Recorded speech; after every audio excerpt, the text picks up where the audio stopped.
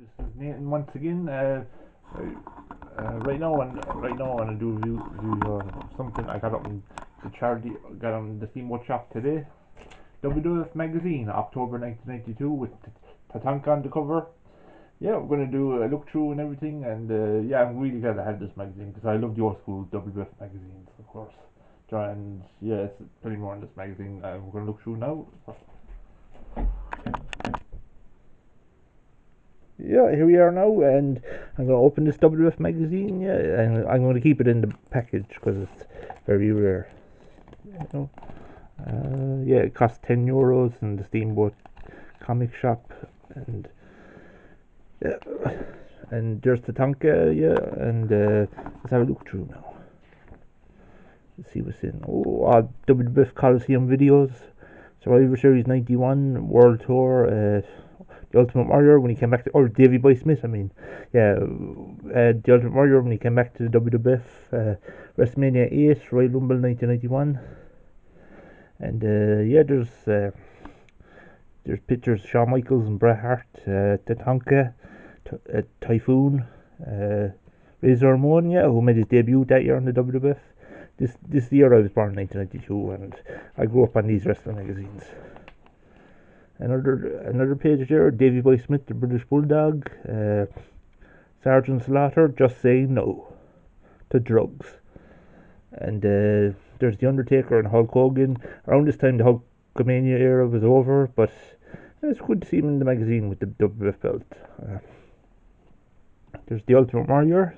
Yeah, he made a comeback at WrestleMania 8, and yeah, I think he was released later in 1992 due to a drug policy, and yeah, there's other stuff, all the movies in the 90s. There's Mr. Perfect, you know, fan forum, and there's The Ultimate Warrior in Superstars magazine. It's back. And there's the late great Bobby the Brain Heenan, God rest him as well. Of course, a few wrestlers are no longer with us in this magazine. Of course, Hulk Hogan, you know, Bob Backlund, there was his arm stretched in a wrestler's arm. Yeah, the Brooklyn Brawler. You know. The Natural Disasters, they became tag team champions, and at SummerSlam they would face the Beverly Brothers, and they lost the titles later that year to Money Incorporated, who were in this photo with Jimmy Hart. There's Razor Ramon and Randy Savage. Yeah, before Randy lost the WWF title, after he lost the belt, he was going to start a feud with Razor Ramon. I think they ended up putting Razor on the title picture. He would end up in '93 facing Bret Hart at Royal Rumble. And yeah, Matchman has the belt there. I think Razor wanted it. And Papa Shango. Oh, beware of Papa Shango. Yeah, Charles Wright, before he was the Godfather, he was Papa Shango. Yeah, and I have him in WWF Hasbro figure. And yeah, this brings back memories, man. Do you know? And to come back CDs to 12 cassettes for $1. And there's, yeah, a talk with Nails. Kevin Kelly, this was a gimmick. Nails, he was a convict who was wrongly accused or something for a parking ticket, which Nails said in a shoot interview. But yeah, it's pretty good to see in the magazine. There are all the pictures when he filmed in the prison cell, I think. You know, and he feuded with the Big Boss Man and ended up having a match at Survivor Series. And there's Shawn Michaels and Bret Hart in July of '92 in a ladder match. Yeah, Bret Hart and Shawn Michaels, they were the two biggest stars around this time, and yeah, Bret Hart was on his way to becoming WWF champion, and Shawn Michaels would get there. You know? And yeah, Bret and Shawn, they were at a rivalry which I grew up with, you know, and yeah, now they're friends. Well, they're not friends, like, but they're cool with one another, like, you know. This year will be the 30th anniversary of the Iron Man match, and there's the World Bodybuilding Federation. At this time, I think Vince McMahon was at the steroid scandal. Yeah, what fuels the hate? Rick Martel and Tatanka, who would end up at WrestleMania 8 and also Survivor Series. And there's Tatanka and Rick the Model, who had a feud in 1992. And Tatanka does not threaten me, I threaten him. Bullshit. Understand? No, forgive my language, like, but you know, Tatanka wasn't afraid of anybody. And the Model, like, he was a good performer in the ring, but he never got any belts or anything. Like only the tag team titles when he was with Tito Santana, Strike Force, and yeah, there's Papa Shango again, and Tatanka, and Virgil. Ooh, Virgil, yeah, it's sad how they turned him into a jobber, like John. Yeah, he beat the $1 Million Man at SummerSlam '91, but as time went on, he became a jobber. Like, God rest his soul and all. Virgil, he was a good performer though in the ring. And the wrestlers on Family Feud, and there's the WWF logo. I used to love that logo when I was a kid. Yeah, World Wrestling Federation. And there's Hulk Hogan, who was I think this was when he was getting older. John, he had the yellow tape around his fists, and there's the Undertaker. Yeah, even though people back then probably knew that wrestling was, I wouldn't say it's not phony, like, but it's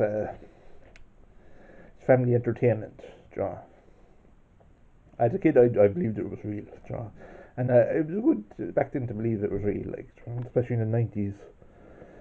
There's the Legion of Doom and Macho Man Randy Savage, and pretty cool.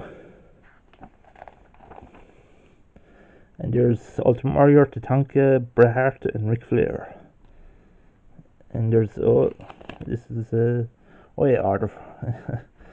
It brings back memories. There's Tatanka and the Ultimate Warrior,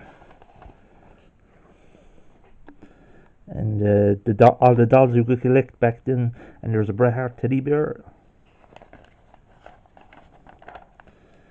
And yeah, it's pretty awesome, man.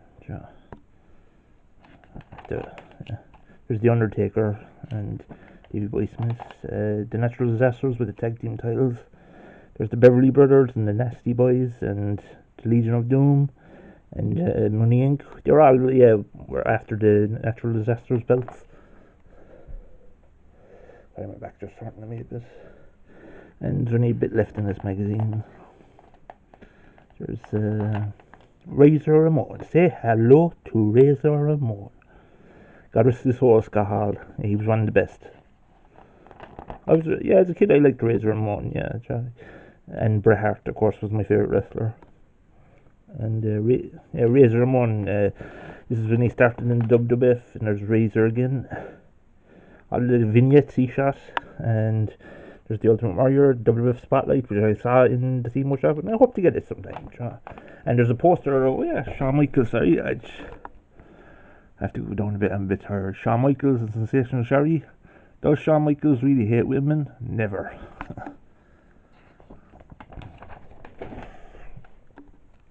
Shawn Michaels and Sensational Sherry, God rest her soul. And hard to believe Shawn Michaels is nearly 61 in real life. Yeah, he was young back then. Around 27 or so, I think he was in this magazine. And there's Shawn Michaels and Sherry again. And SummerSlam 1992, called Superstar Souvenir Program.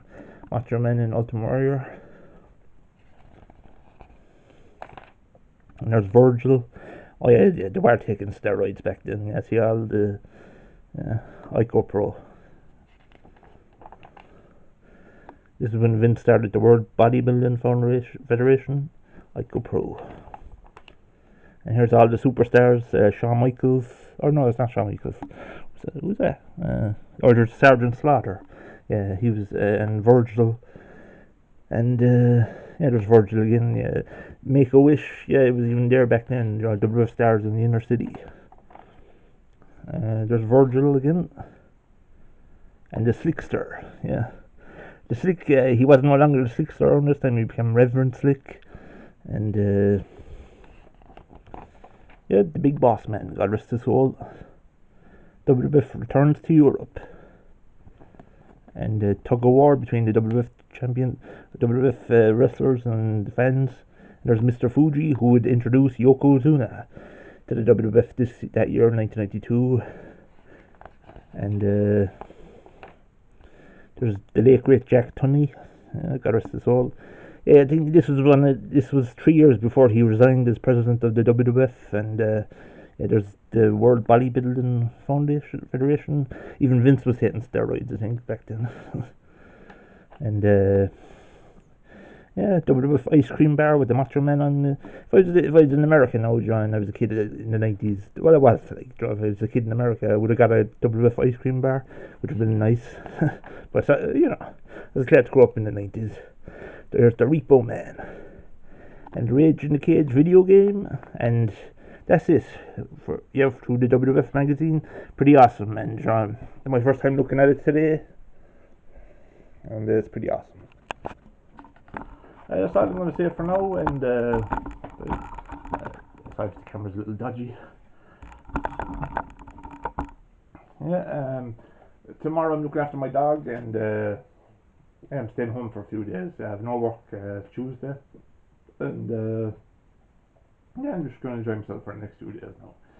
And I got the new WWF magazine, October 1992, and brings back memories, reading them old wrestling magazines. So that's all I'm going to say for now, and enjoy the rest of the few days.